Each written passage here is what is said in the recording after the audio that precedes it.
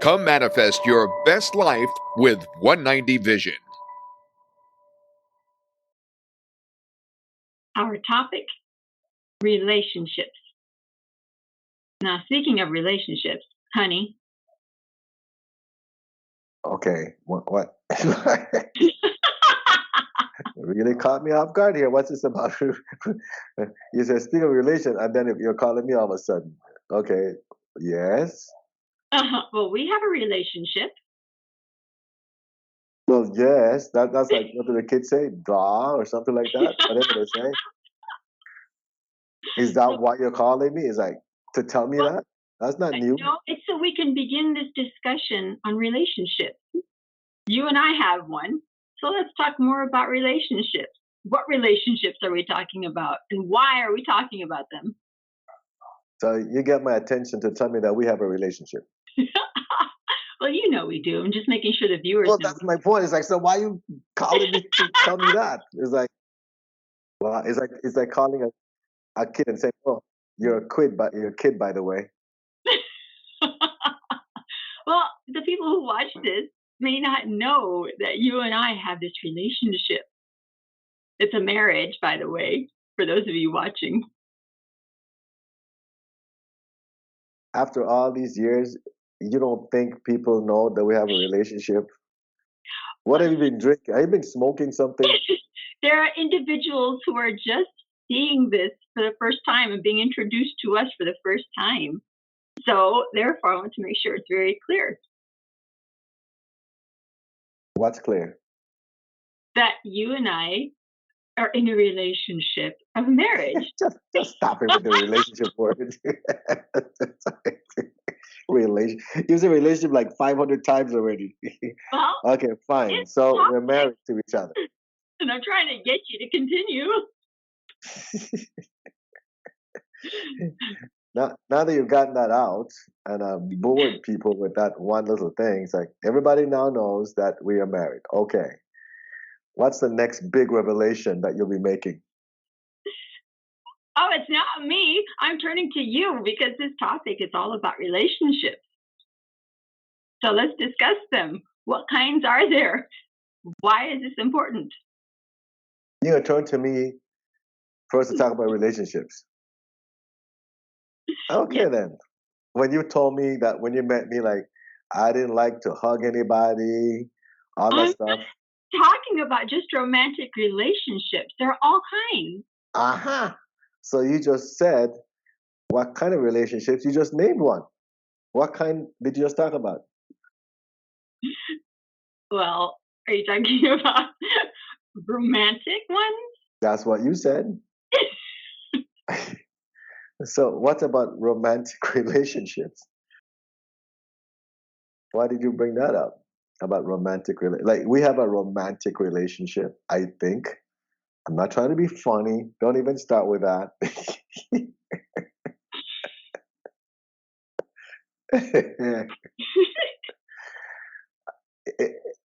You know what? It doesn't matter what you say. I know we have a romantic because we have kids already. So that's proof right there. Okay, outside of us and our relationship, romantic relationships, from the spiritual standpoint, what is the importance of them? Importance of relationships? Oh. Sure, any relationship, but you said the one I just named, which was romantic, so that's what I was going with. No, I don't know about the importance of them, except that I never really looked at relationships as labeling them or like I'd say comparing them and saying one is more important than the other, or why is this one important? I never really looked at them that way. They're just relationships, and to me, it's because if you think back, we all are on Earth to accomplish a life's purpose, right? Mm-hmm. And many of us, including myself, we don't remember what our life's purpose is. So, in going through life itself, we have individuals or souls that help us on this journey for us to accomplish our purpose. And as we encounter these individuals, it's like a bond is formed, some kind of bond, right? Whether it's, as people might rate, a good bond or a bad bond, but a bond is formed.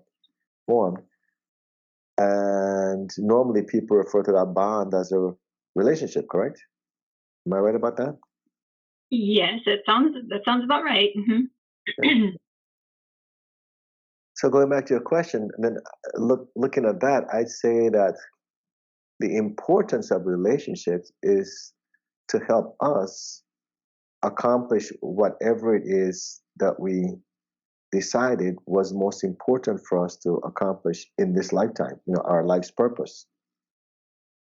And as we encounter individuals, they remind us of what that is, of what it is that we're supposed to be doing. And in many cases, they help steer us back on the right track. Does that answer your question? I believe so, about the importance of relationships. Yes. Take a look, for example, and this is one I use a lot because I believe that it's such a dramatic example. So let's look at Jesus, or let's talk about Jesus. Jesus got crucified, right? Mm-hmm.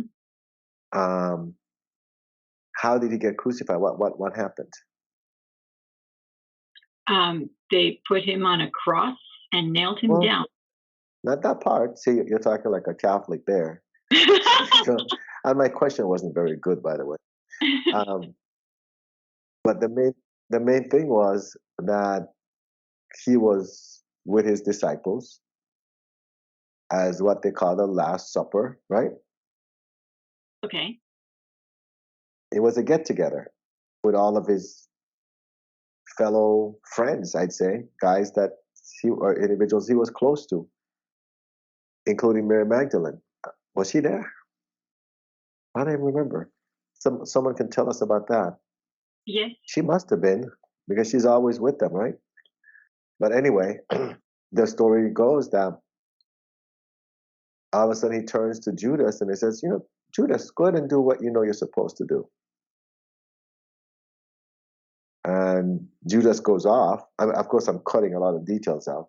Mm-hmm. Judas goes off and then does what he was supposed to do.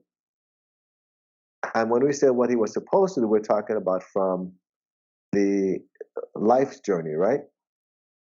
From the purpose that Jesus had in that lifetime. And what So Judas was supposed to help Jesus accomplish in that lifetime. Right. Okay. Well, that's what life purpose is, Hotshot. It's what you're supposed to accomplish, I'm just making sure it's very clear for those who are watching. Okay. So now, from what you recollect, what did Judas do? Well, he betrayed Jesus and told the soldiers where Jesus was located. See, if you notice, you use the word betrayed. Mm-hmm. Just by using that word, what does that tell you? That I paid attention in Sunday school, because that's the story that was taught to me. It's a judgment against Judas. Exactly. It's a judgment, right? You're judging Judas. It's just like the individuals that say that blame the Jews. It's because of them that Jesus was killed, right? I mean, there are people that actually believe that. And right. That's, it's all the Jews' fault. Mm-hmm. When you take that approach, it's because you're judging. Again, because maybe the understanding or the dynamics of what relationships are and how they tie into what someone is supposed to accomplish is not very clear to you or the individual that's making statements like that. Think about it. First of all, was it every Jew that was involved in Jesus' trial? No. No. So how could people even make a statement like that, right? That's the first thing.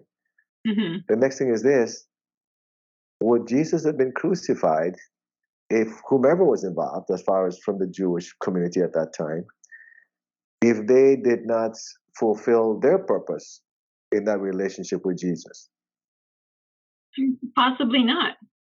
Right?